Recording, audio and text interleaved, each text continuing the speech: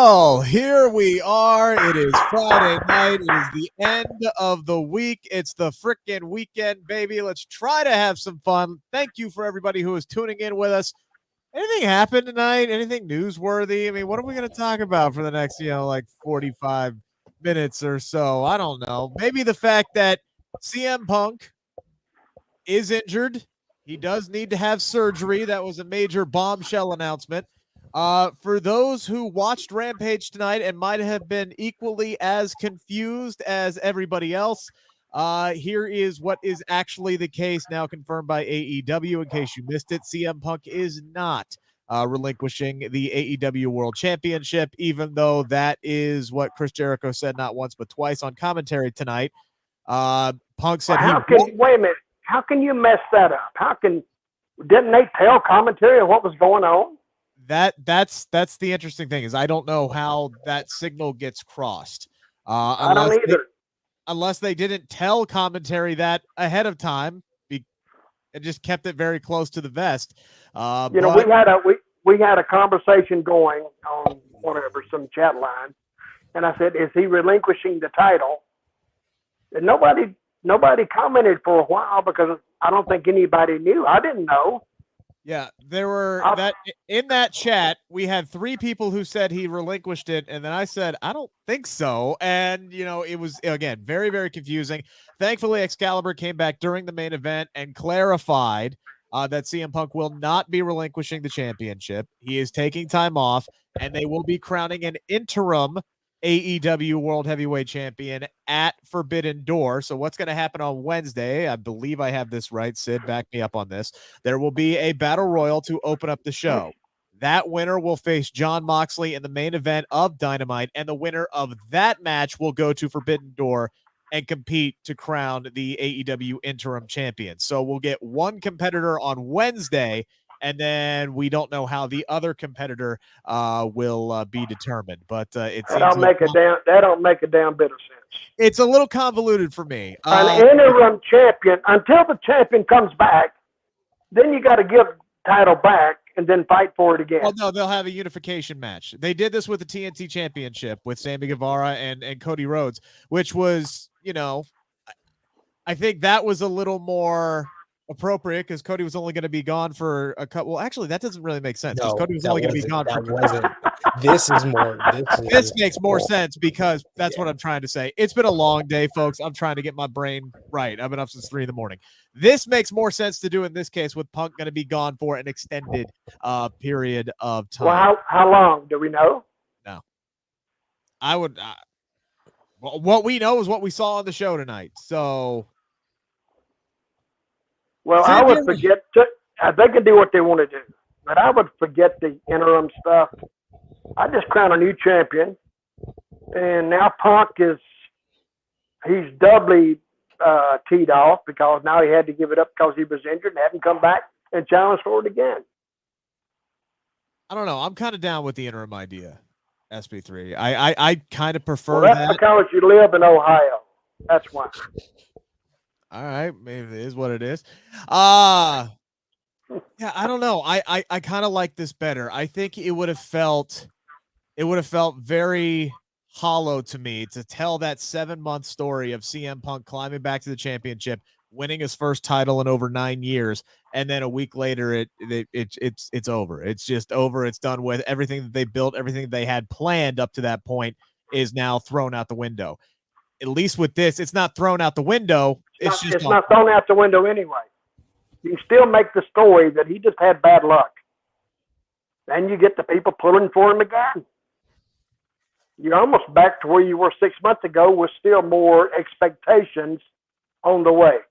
My opinion only. SB3, your thoughts? I do like the interim type of story because I was scared for a minute there where I thought that, he was going to have to relinquish the title, and then you basically did this whole story and had him win in a great match against Hangman Adam Page, and because you want to do some random 6-man on Dynamite, now it's all ruined and it's all thrown out the building. I prefer it in this way where they're deciding the interim champion. It's going to give me the match that I've wanted to see. I think if my math is correct here, we're probably going to get Jon Moxley winning on Wednesday at Dynamite, and he's going to verse Hiroshi Tanahashi for the interim AEW World Championship at Forbidden Door, which will be a great matchup.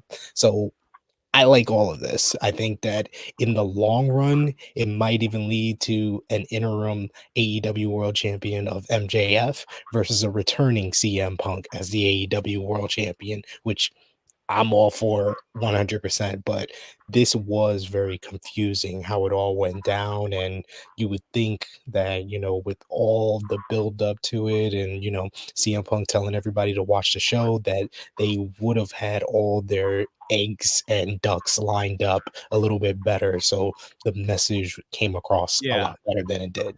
Yeah, like I said, that so many people were confusing on that. And I like the interim thing. The convoluted, what I was talking about is what I thought Dutch was saying was convoluted, was the way that they're going to determine who the number one contender is by doing this battle royal.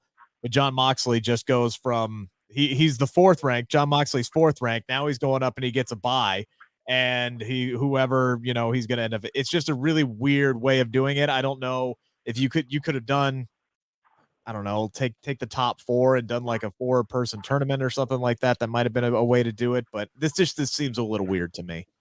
I would, if it was me, I would say Hangman Page was the last champion. Yeah. And he steps down, or he can't. I would try to hand it to Page. Page won't accept it. I didn't win it. Then you go to the 4-person playoff deal. And put Hangman back in that or not. But he refuses to just, don't hand me nothing, I haven't won, which helps him, I think. That could have worked too, but Moxley is number 1 ranked. He was number 2 going into Wednesday, and him and Warlow was number 1. Him and Warlow both won their matches, but Moxley won a main event against Daniel Garcia. Warlow won a match against JD Drake, so he's number 1 right now. He moved right, so I must have seen an old graphic just a few minutes ago then, because it had him at number 4, the one that I just saw. So again, still, though, regardless of the confusion, regardless of everything, Sid, it doesn't take away from the fact that this just sucks. This is just flat out terrible news, and you could tell it was going to be bad news from the second that CM Punk, well, one, walked down to the ring. He hobbled down to the ring, but then you see the tears in his eyes, and it's like, okay, just how bad is this, right? Like, is he going to have to quit? Is he going to have to retire? Like what you could tell that he was genuinely disappointed and felt like he was letting the fans down. Overall, I thought it was a good promo, a great promo from CM Punk. You could tell he was in the moment. He was feeling it. He would really desperately did not want to deliver this news and felt like he was letting everybody down.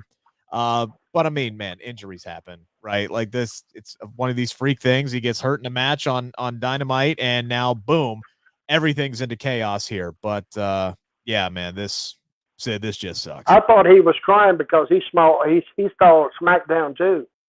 Oh, I'm not supposed to bring that up. I'm sorry. Yeah, we'll get to SmackDown at some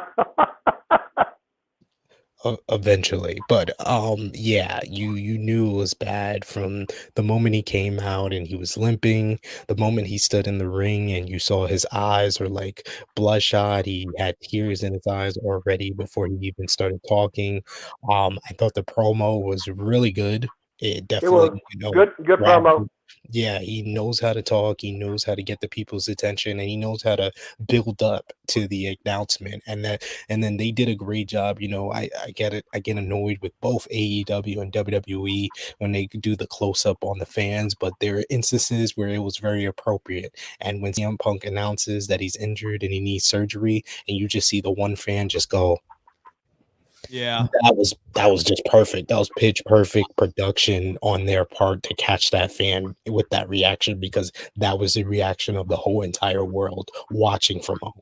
What I Well, like, the saving part of it is not unfixable. It can be fixed because it's almost, if you think about it now, you're already invested in the story. He got hurt, bad luck, and you wish him success. Now he's going to come up and take his place, and you want him to go again. So nobody's taking his place, right? he's They're hanging going on to to crown. it. They're going to crown an interim champ. Yes. Yeah, this makes Well, that would mean that he's going to have to give it up. No, he's still the champ. It's basically like UFC, Dutch. The UFC does this a lot when their world champion is injured. I don't get it. They're still the world champion. They just crown an interim champion. So they build up to the big money match as the interim champion versus the reigning world champion. I dig it. I like it, honestly. I think this is the first time they did the interim, because Tony Khan loves him some interim champions. We saw that with Cody Rhodes being off for 2 weeks as TNT champion, and they just decided to do a interim championship with Sammy Guevara. And he's already said before, Tony, that he's has dinner and he's really good friends with Dana White, and Dana White does this all the time in UFC. So he's bringing it into wrestling, like Roland saying here, this happens in boxing, label champion in recess. I was waiting for you to address that because I don't watch boxing, so I had no clue. Yeah, But this happens in boxing. This happens in mixed martial arts. It's not the typical thing that happens in professional wrestling. 100%. This is not what wrestling does, but I like a little element of real sports, a real combat sports in my wrestling, and we're getting a little bit of that with this interim champion, because like I said, I agree with Rick. I feel like CM Punk just relinquishing the title would have been a letdown. That would have been an even harder blow. We know he's injured. We know he's going to be gone for a while, but we don't know how long he's going to be gone for. So if he is gone and then the rehab goes well and he's only gone for a month, everybody's going to be like, well, why did you have him relinquish the title? He could have held on to the title for a month and then build up another contender for him. So I think that right now they don't know how long he's going to be out, and that's the reason why they're doing the interim champion. Either that or they believe he's going to be back within a few months. Because if there was any chance that he was going to be gone for 6+, I think they would have just stripped the title from him and gone that route. Ricky bringing up Finn Balor. Finn was going to be out for a really, really long time. So that made sense for him to relinquish the Universal Championship, even though he had only won it the night before. Kind of the same with Karrion Kross as well, because he had to relinquish the NXT Championship after he won it, but he just worked his way back within 3 months, and because the guy's a freak of nature. Ozzy sending in a couple of super chats. That one earlier asking about a tournament, and then he also sent one here a few minutes ago. Still confused on CM Punk. So this is the basic way I can break it down. Punk is going to be out for a while. We don't know how long, but he is still the reigning AEW World Champion. What Tony Khan has elected to do is crown an interim champion. There will be a battle royal on Wednesday. That winner will face Jon Moxley in the main event. The winner of that match, my guess would be Jon Moxley, will go on to a Forbidden Door and compete for the AEW Interim World Championship. And then that person, whoever wins at Forbidden Door, will be the interim AEW champion until CM Punk comes back. They will have a match, and that will crown the undisputed AEW World Champion. That is about as best and as plain as I can put it. And I'm usually long-winded in these situations, and I think I did that a-okay. You were pretty long-winded in that too. I am, yeah. It's I'm not perfect, Dutch, but I work on everything. I know you are. I know. Work on it. So, just a really terrible situation all the way around. But there was some good things on this show. Case in point, the opening match of the night. I was a little confused as to why they didn't just start off with CM Punk, because once he made that announcement and the speculation was going rampant on Twitter, that's what everybody was focusing on. But the wind was really sucked out of the show the second that Punk made that announcement. I was barely paying attention to the main event, which is a disservice to both Scorpio Sky and Dante Martin. So they made the right call here, because Young Bucks and Lucha Brothers, Holy shit. They tore the house down tonight. I agree with Sid. That was probably the best match I've ever seen on Rampage. I mean, it was. That's one of the best TV matches I've seen, period. Period. Not just Rampage, period. It's up there for sure. That was phenomenal. It was the best match I've ever seen. Ever. I have a short list here of the best matches on Rampage that I've ever seen. Christian versus Kenny Omega for the first episode. Pac versus Andrade 2 was great. Darby versus Andrade versus Sammy, that three-way for the TNT Championship. Moxley versus Wheeler Yuta, the star-making performance for Wheeler Yuta. Eddie Kingston versus Bryan Danielson. But as far as like pure entertainment, as far as like work rate, crazy moves, and something that's going to live in your brain for a while, I don't think there's anything better than the Young Bucks versus Lucha Bros. The Young Bucks and the Lucha Bros are like a 2022 version of anybody you would say are the perfect partners in the ring with each other, whether it's Ricky Steamboat and Ric Flair, whether it's Hiroshi Tanahashi and Kazuchika Okada, whether it's Okada and Omega. These guys never go out there and have anything else but a great matchup that is considered either the best TV match of the year or the best match of the year. They were my match of the year last year with their all-out steel cage match. I was there live in 2019 for the Escalera de la Muerte ladder match. That was insane and the best ladder match I've ever seen live. And this right here was the TV match of the year, in my opinion. This was just nonstop action, balls to the wall. They did not stop. And that California crowd, that Ontario, California crowd, just made it 10 times better than it already was, because they went out there to have an absolute banger, and those fans reacted to everything. The springboard missile drop kick by Nick Jackson to Ray Phoenix, where Ray Phoenix gives Penta poison Rana. You got the splash off of Penta's shoulders by Phoenix onto Nick, and then Penta does a springboard Canadian Destroyer to Matt off of his back. It was just non-stop action. Literally, if I had to take notes for this, I couldn't keep up with all the moves that were in this match. You'd need a DVR. They showed a close-up of a guy. He was like this, like, I can't believe they're doing all this. And I can't believe they found time to cut to the audience in this match. And Dutch, you can talk to this more than I could, because you've obviously got a lot more time bumping than I have. But I mean, when they're going that fast and they're pulling off these moves that smooth with perfect timing, I mean, Jesus, like that's how many times have these guys worked with each other? A lot. Yeah, that's what I'm saying. Commentary said that they were a total of 8 times before this. They've never worked, but they speak the same language. Yeah. So when they come in there and they're laying it out, we do this, okay. We do this, okay. Do this. You'll never hear it. I don't know what that is. They know it, because when they call it, and you can tell an agent did not put this match together. Oh, hell no. Agents can't do this. An agent can say, sounds great. That's all he's going to say. What would an agent add to that match? Nothing. But unless something is way out of whack, which there was nothing like that in this match. I mean, it was actually a perfect match. Very few, like, teeny tiny missteps, but you'd have to be watching for it. Nothing to impact the flow of the match, but great match. I'll give them that. I love the finish too. I thought the finish was absolutely spectacular. I loved commentary bringing up the fact that if they had pulled that move in Mexico by pulling off, Penta's mask, that would have been an automatic disqualification, but it's not in the rules here in the United States. So they were able to do that. They effectively take Penta out of the match, and then boom, Ray Phoenix was left to his own devices, and he got the double knee, and it was done. I thought that was a brilliant finish. It was basically like the Young Bucks were like, all right, screw this. We don't care anymore. We're ending this match and we're going to win. I loved Adam Cole on commentary too. I thought he added a ton to this match as well.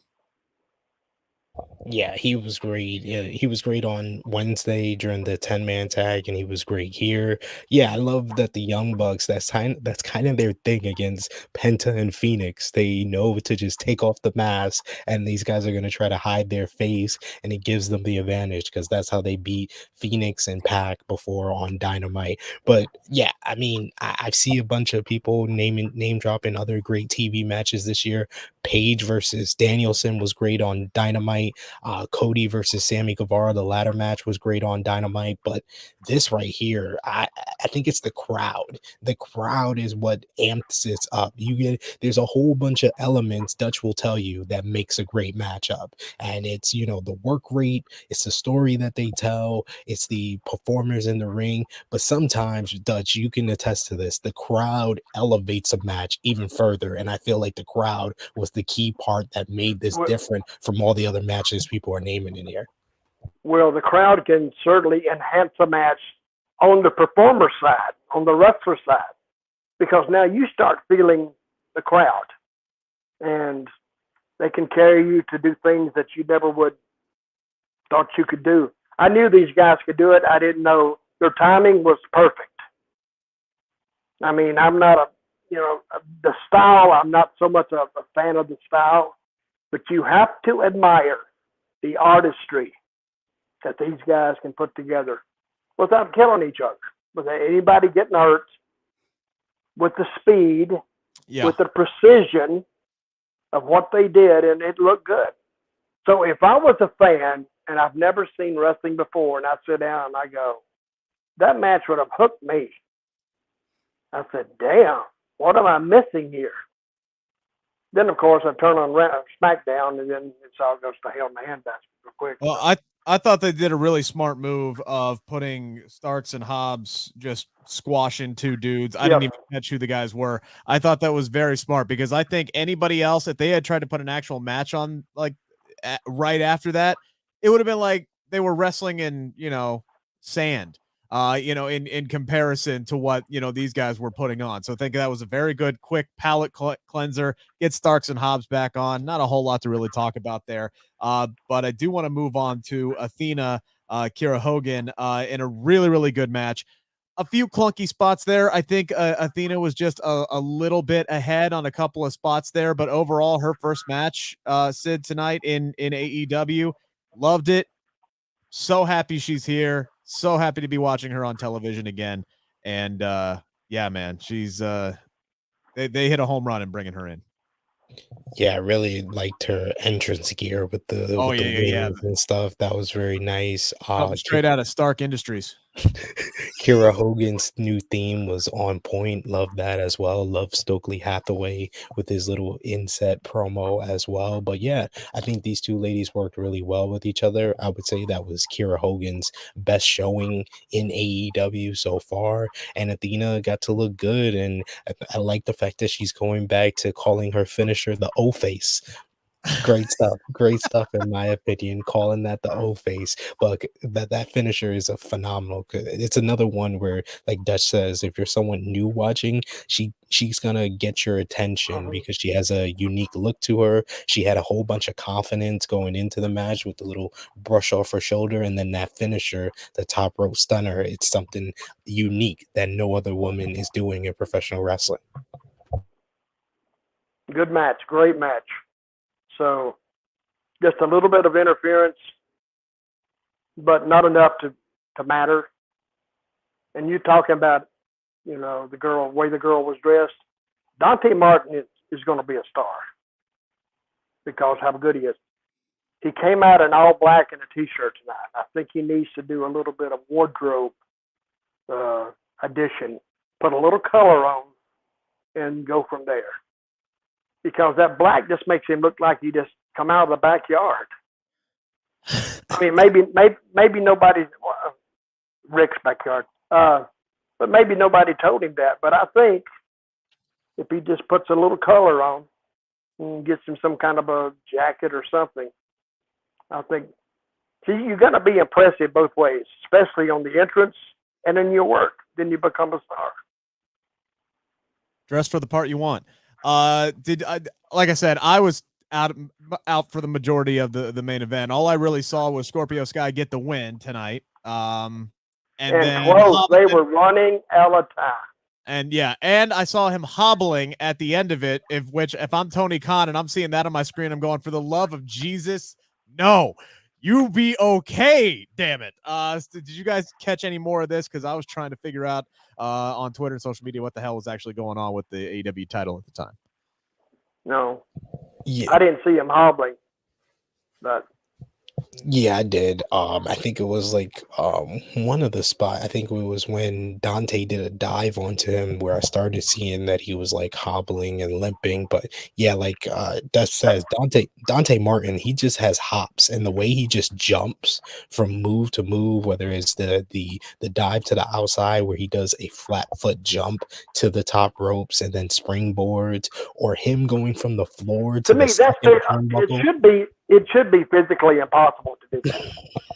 Just to jump from the floor to the top rope. That was crazy. I mean, this. Hell, I need a step ladder. I've seen this dude do flips in the air where it looks like he pauses at the top of the jump and then comes down. I'm like, how do you have that much control of your body while you're literally flying through the air? It's insane to me. He's not human. He's not. He's not human. It's not possible. Absolutely not possible. Yes, I believe you are right. He'll be a big star. Hopefully Scorpio Sky's all right. He does retain the TNT championship tonight. And I guess we'll wait for more information on how this is going to go down. If you guys had to make a choice, Sid, I'll start with you. If you had to make a choice over who should carry that interim AEW World Championship until CM Punk comes back, who would you put it on? I would go Jon Moxley. If CM Punk's going to be out for any duration of time, Jon Moxley is a guy to become the first ever two-time AEW champion. In my opinion, Jon Moxley is their greatest AEW world champion so far because he held the company down. He was the glue of the company during the most difficult time in company history during the pandemic, and he never got to hold the AEW world championship for a significant amount of time in front of fans. He's one of their most popular and biggest stars. It just seems like the right move. I feel like they have been building him up for eventually probably getting a big match with Punk at a pay-per-view, or at least getting a shot at the AEW World Championship, because he's been undefeated since he came back from the rehab program. So I think they've been building to this. So I think Moxley is the guy. And Moxley and Tanahashi, if that's the match at Forbidden Door to determine the interim AEW World Champion, Tony Khan doesn't have to do anything. Regardless of what you feel about Tony Khan as a booker, he doesn't have to do anything because all the building to that matchup has already been done. Moxley has been calling out Tanahashi for a year and a half. He's been calling him out. He's been wanting this match. Tanahashi accepted the challenge on Wednesday. Moxley needs to beat whoever's in the Battle Royal and just have him cut promos. Moxley will do the heavy lifting for you. He will. And he will get you to Forbidden Door and become the new AEW interim champion. I do see people suggesting MJF, in the comment section, and I think that would be obviously he's going to be front of mind after what he did this week, and he until tonight was the most talked about performer in all of AEW. I don't think that would be the right time to do it. That'd be rushing it. That's rushing it too much. I thought the key would be them building to Punk versus MJF at All Out.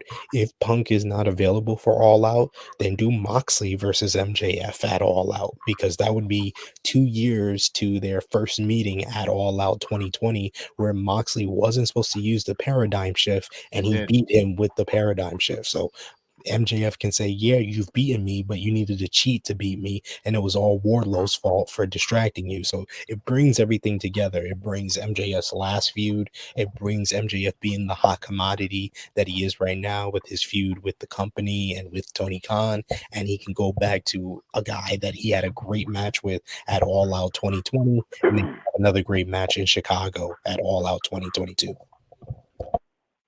Everything you just said made sense, but there's still, and that would probably be the direction that I would go as well, Jon Moxley, and then maybe work out something with MJF depending on when CM Punk could come back. I wouldn't go with Moxley. Who would you go with? Mark Henry. I had to start to throw a little misdirection in there. That's a Give me four guys. Who would you put the four guys in the tournament? Oh, if I was going to be booking a 4-man tournament, sheesh. Wardlow, Daniel in there. probably Bryan Danielson, Moxley. See, I'd say And Hangman. Page. I would go Page. Yeah, probably Page. And that would be a hard tournament to book for sure. See, there is part of me, like I said, I agree with everything you said, Sid. There is part of me that's thinking, man, wouldn't it be cool to just be like really, really fun and just out there and put the belt on Wardlow or somebody like Miro for 3 months and just, let it ride and have some fun with those guys as a world champion. But what you said with Mox makes total sense. And as somebody else brought up in the chat, I believe it was Joaquim who said that he deserves to be the champion in front of people. I mean, the guy carried through the pandemic and actually got a bad rap for being the AEW World Champion during the pandemic. And I'm like, guys, you have no idea how effing hard this has got to be on him. He is definitely one of these dudes that feeds off the crowd. Hell, he enters through the damn crowd. So you said Wardlow should be in this, but Wardlow, he's not ready, is he? I don't think he's ready to be the world champion now. No. Not at all. I think Wardlow should be the next TNT champion. You could kill Wardlow by making him champion. You could kill him deader than Kelsey's nuts. You've heard that? So I used it tonight. But I like Danielson. But hasn't Danielson and Moxley, they were just involved not that long ago, or am I wrong? They're a team now. Yeah, they're in the same stable, the Blackpool Combat. That'd be great then. Yeah, throwing something in there. Hey, there's a lot of ways. Tony Khan has a lot of ways out of this. Yeah, and unique ways and creative ways. He's got the depth to do it. Like he does. And this. Like, seriously, this is like the nightmare scenario for WWE. Could you imagine if this was Roman Reigns? What the hell would WWE do? You basically got like one guy that you could go to right now, and it would be Cody Rhodes. Like, they got one dude. AEW literally has, and Punk said this. He did not tell a lie. There is a line of dudes who are waiting and ready to go in AEW, and that is a testament to how Tony Khan has booked this company. Before we run out of time, I guess we'll talk about SmackDown tonight. Wait a minute. Where to start? What do we want to start with here? Let's start where the show peaked. Well, let's start with the high spot of the show. Exactly where? For me, the high spot of the show was where it started. Right until the Brawling Brutes came out. I thought that opening segment between the New Day and Big D, Drew McIntyre, was hilarious. And maybe it's because I have the humor of a 12-year-old, but I was laughing my ass off at all the sexual innuendo jokes. Those three were having a great time out there. Kofi Kingston being the ultimate dad, like, bro, dude, selling it with his eyes like it's a family show. It was great. I was like, all right, we might be having some fun here tonight. And then the Brawling Brutes music hit. We end up with a 6-man tag match again. And I'm going, why on God's green earth are we having this match again? And then the Brutes win the damn thing, which tells me that this feud is never going to end. You said this before. You said that before, like 2 months ago, about some feud. I said it 2 months ago. I said it 6 weeks ago. I said it 4 weeks ago. I said it 2 weeks ago. They have the same people on week after week. And that is the success of AEW. They don't have the same people week after week after week. And that's what I like about them, because you don't know what you're going to get. With SmackDown, you literally sit down and say, okay, let's start with New Day. Then let's go to Lotharios. And you know Shanky's going to be in there. The best part of the show, in my view, that I enjoyed the most, which is hardly none, was Madcap and Corbin I kind of like that. At least they did something. Yeah. I was very happy when Madcap busted out of the back of the ambulance and the short shorts were gone. He had trunks on. The suspenders were out. He actually looked like a legitimate competitor in the ring. Boy, that guy is cut. Yes. See those traps? Wow. Saw it all. All right. Saw it. The guy is absolutely 100% jacked out of his gourd. And it's like nobody wanted to take him seriously with that dumbass jokey gimmick. And they had to get rid of it if he was going to be a babyface, if he was going to get over, if he was going to be taken seriously. I'm so glad they did that. He's got new music. The joke bull crap is gone. Great. I love all the changes tonight. Loved all the changes tonight. And honestly, with the presentation they have now, all of a sudden, Madcap Moss isn't as bad as a name. I wish they would have just taken him back to Riddick Moss, but we ain't going to get everything. All right. So names are bad. We all just got to suck it up and deal with that. But this was a much better presentation. He beat the hell out of Happy Corbin tonight. The crowd at Ohio State loved it. But yeah, Dutch, to your point, man, I'm glad I didn't drive up to Columbus to go see this show tonight because I almost did. but that crowd was into it too. They were. I mean, they came out talking about Ohio State, so that popped them. So Pat McAfee does a great job of trying to make this show fun, by the way. Yeah, but tonight I couldn't hardly hear him because the crowd was loud, really loud. So did the New Day, one of the New Day grabbed the mic? I couldn't hear what he was saying. You remember that when he jumped on the commentator's table? Yeah, Xavier Woods. He was just talking trash. He was like, Intercontinental champion. He said some other stuff. The match was solid, that opening match, but it's just like I was entertained by Xavier, Kofi, and Drew interacting with each other.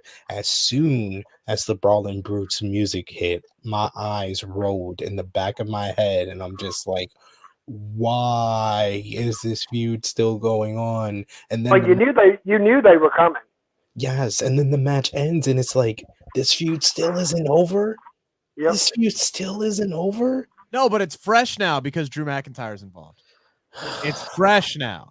Drew has made his intentions clear, right? He's going to Cardiff to win the WWE Undisputed Universal Heavyweight Championship.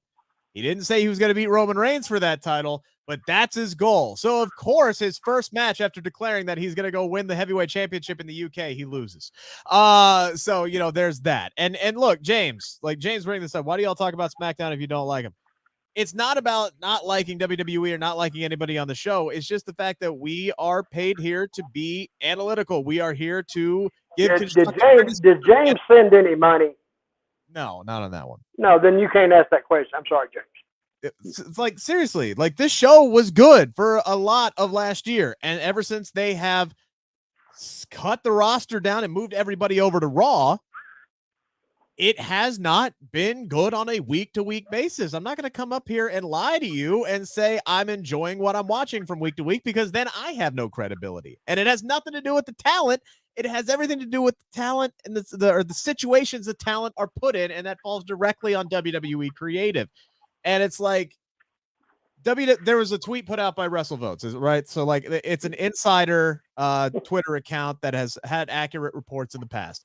And they said that WWE, you can tell by the lack of SmackDown matches on Hell in a Cell, it says it all, that they are not pleased with the depth on the SmackDown roster. And I'm sitting here going, then change it. It's your show. You set the roster. Make some damn trades. Why were you so case in point, right? We had a 6-pack challenge tonight to determine the number one contender for Ronda Rousey and her SmackDown Women's Championship. They literally took the rest of the SmackDown locker room and put them all in a match to determine the winner, and Natalya ultimately ended up winning.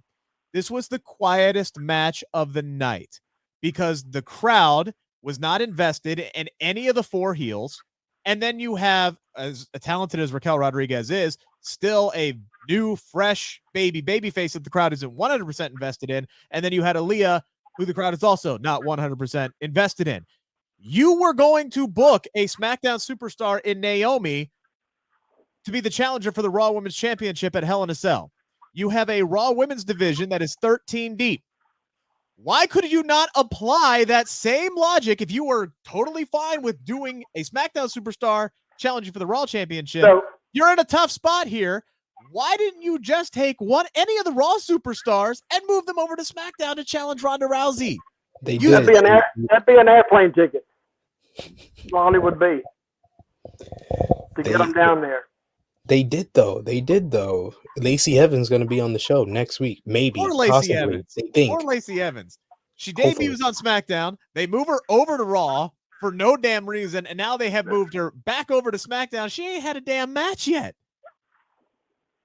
It would have made too much sense. If they'd have handled that girl right, they have a star. But I think they jacked her around. Now you don't know where she is because the people were responding to her doing those interviews, like from the heart, and now she's lost it. Once you lose momentum, hard to get it back. Very hard. That's something big happens. Excuse me. Let me go to our super chat here. Rolling within our super chat. Why not Madcap and Corbin inside Hell in a Cell? One Hell in a Cell. Well, hell, it's the only match on SmackDown on the entire card. Are they really going to bring Michael Cole and Pat McAfee to Chicago to call one damn match? I don't know. I thought the same thing. I was like, are they going to put this inside Hell in a Cell? But come on, it's still Madcap Moss and Happy Corbin. That's not a big enough matchup to put inside Hell in a Cell. No holds barred is perfectly fine. I understand you asking the question though. What they should have done is set up literally any of these title matches that we're going to have, because we had a tag team title match tonight that would have made sense to put inside Hell in a Cell. I think you could have been setting up a women's title match, period. We're going to get Natalya and Ronda Rousey. That does make some sense because they have history with one another, but that's not happening at Hell in a Cell. That's happening at a later date. And God forbid we get the damn Intercontinental Championship on a pay-per-view. Instead, we're getting that match next week when Gunther's going to commit murder and win the Intercontinental Championship by beating Ricochet. This is what I'm waiting on for them. Let me bring this up. It says one match had no hose barred. Was that Corbin and Yeah, that's Moss? Corbin and Moss. That's going to be no holds barred. Think about it a minute. What hose are barred anyway? Are any hose barred? I don't think so. It's one of those I weird really things. don't. Gunther, I'm waiting for them to screw him up. They've been very good with him so far. Well, I don't know how you book that match next week and don't have him win the Intercontinental Championship. You clearly have no plans for that title on Ricochet right now anyway, so you might as well put it on somebody you're invested in. At least then maybe it might make it onto a pay-per-view for the first time since WrestleMania 37 in Tampa. Mm-hmm. Yes, it. I'm just waiting for y'all to talk about the best part of the show. Shanky.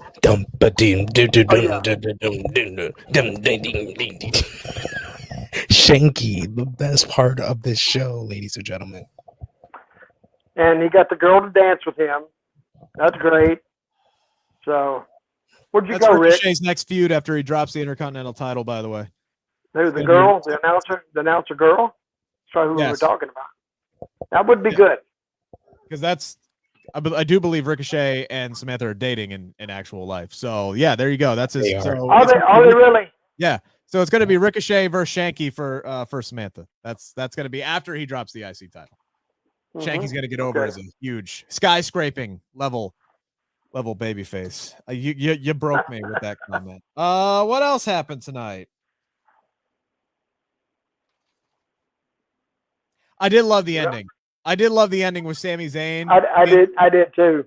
Being the honorary Uso to play Roman Reigns, music to be the total boss, to end up costing Riddle, who was left alone after Nakamura got, I believe it was a work injury, even though the referee threw up the X. That just seemed like a very work type injury. But I think they should hold off the X until, it's actually a legitimate injury. So I wasn't keen on that, but I love Sami Zayn being in the truck.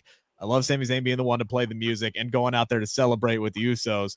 and then Riddle coming down and whooping his ass. And that actually kind of gives me some hope here that they've done this match. They've now taken away all of Riddle's partners. So maybe we will get that Riddle-Roman Reigns match at Money in the Bank, even though they changed the venue. Maybe. I would hope so. I would hope so, because this card for Hell in a Cell, there's going to be good matches on the card, but it doesn't feel as important without Roman Reigns there. So I understand they moved from the stadium in Las Vegas to the MGM Grand Arena, but you gotta have a world title match. You can't go 3 pay-per-views straight without the WWE and Universal titles on the line. At least give Riddle that, and you've set Riddle up on a road now. He has to get through Sami Zayn. He has to get through the Usos to finally get to Roman Reigns to get real revenge on his boy Randy. He's said at the end of the show, "You took Randy away from me," so that it's setting him up on a road and a path. And he's taken some losses here. He lost the undisputed WWE Tag Team Championship matchup. He lost in this basically a handicap matchup here, but he's been screwed over each time. Roman helped them win the titles, and then it was Sami Zayn here who screwed him over. So he's been screwed and screwed. He's got the sympathy of the fans. He's got the fans behind him. Riddle needs to get this opportunity at Money in the Bank. Well, you can do what you want to with Riddle. He's not going to be, to me, the interest is not there for Roman Reigns and Riddle. I don't care what they do. It's just not there. The chemistry is not there. Well, Roman ain't there right now. That's the problem. It's hard to build chemistry if Roman ain't there. Took him off TV. It's still not there. But I could be wrong. Bring him back on TV and then throw them together and do something with them so you can build something. Here they're trying to, I don't know. Bottom line, I think we've talked about SmackDown too long already. I'm going to sleep. Bottom line. I'm going to sleep talking about it.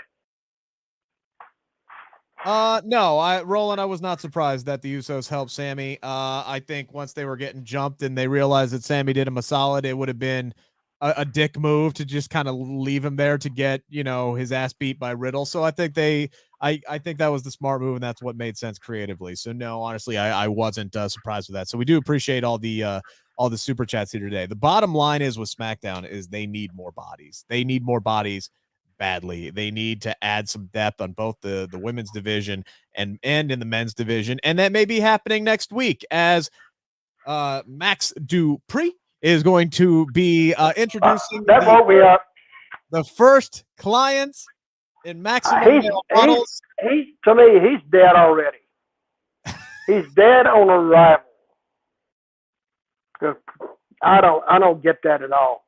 You're gonna love him when his first client ends up being your boy Cesaro next week. You're gonna absolutely love him. Could be, but Cesaro couldn't save him either. I think that's exactly what Maximum Male Models needs, because if this first guy, and again, this is no disrespect to Mace or Mansoor, who I like both of them, they're not the anchor that Max Dupree needs for this. A guy like Cesaro, who does look like $1 million, who could be an Instagram model, who can go in the ring, and who should have been a multi-time world champion by now. That's somebody that could anchor a group, again, as long as they're booked properly. I'm going to hold off all my reservations until I see how this group is booked. Because if they go out there and they lose their first match like freaking Retribution did, then I'll say, yeah, they're dead because they don't have any plans for them. You look at Insanity, lost their first match, they were done. Retribution lost their first match, they were done. I think we will know early on if WWE actually has any plans to do something of substance with Maximum Male Models, or if they just really love to see LA Knight get up in the grill of Adam Pearce. I'm expecting him to kiss him. That's what I'm expecting. So close. I'm hoping he ate a breath mint before he started talking to him. No kidding. He'd be uncomfortable. I mean, God. Guys, COVID's still out there. He does need an anchor. Maybe out in the middle of the Caribbean and hook an anchor on him, throw him overboard of one of those Carnival cruise line ships, and just let him go. Man, I just need y'all to know, if he needs an anchor, if the show needs a star, if you need a #1 contender for Roman Reigns. Shanky's right there. Shanky's right there. Push He's Shanky. right in front of him. How do you miss a guy that size? Come on. Do you see those moves? We appreciate you guys watching all 49 minutes of this 45-minute show. Thank you for the super chats. Thank you for the comments, guys. I thought that heels are supposed to do DK moves. I'm not Dick quite moves. Yeah. Not in WWE. Not in WWE. Because sometimes it's hard to tell who the heel is. Because they out-wrestle the good guys. They had Jinder Mahal and Umberto wrestling tonight. We got 4 heels in one match at the same time. And to be Didn't fair, we have that last week? Didn't we have that last week too? Yeah, because it was a tag match. Same match.